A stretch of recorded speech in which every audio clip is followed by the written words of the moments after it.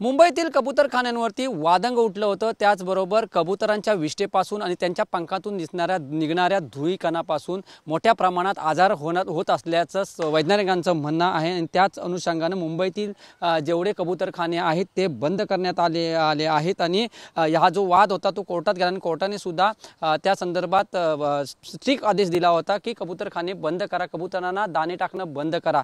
त्यानंतर मात्र जैन बांधव थोडे नाराज झाले होते आणि त्यांनी आपली शकल लढवली होती की गाड्यांच्या टपावरती टप ठेवून त्यामध्ये दाणे टाकायला सुद्धा सुरुवात केली होती। आणि मोठ्या प्रमाणात आंदोलन सुद्धा त्यांनी दादर येथे करण्यात आलं होतं। त्यानंतर आज मात्र बोरवली येथे जे उद्यान आहे, राष्ट्रीय उद्यान, त्या उद्यानात मात्र एक जैन मंदिर आहे आणि त्या जैन मंदिरामध्ये एक कबूतरखाना बनवण्यात आलेला आहे। आणि त्याच कबूतरखान्याचं उद्घाटन कॅबिनेट मंत्री मंगलप्रभात लोढा यांनी केला आहे। आणि तुम्ही पाहू शकता हाच तो कबूतरखाना इथं बनवण्यात आले। या ठिकाणी दाणेही टाकू शकता आणि त्याचबरोबर पाण्याची सुद्धा व्यवस्था केलेली आहे।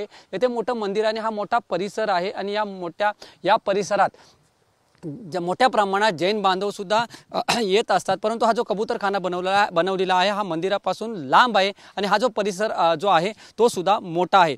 मंगलप्रभात लोढाजी आज इथे आले आणि त्यांनी उद्घाटन केलं। त्यांनी असंही सांगितलंय की ठिकठिकाणी अशा प्रकारे जर जागा असेल तिथे आम्ही अशा प्रकारे कबूतरखाने सुद्धा बनवणार आहोत। व्हिडिओ जर्नलिस्ट रवी सह मी वैभव घाग, TV9 मराठी, बोरवली।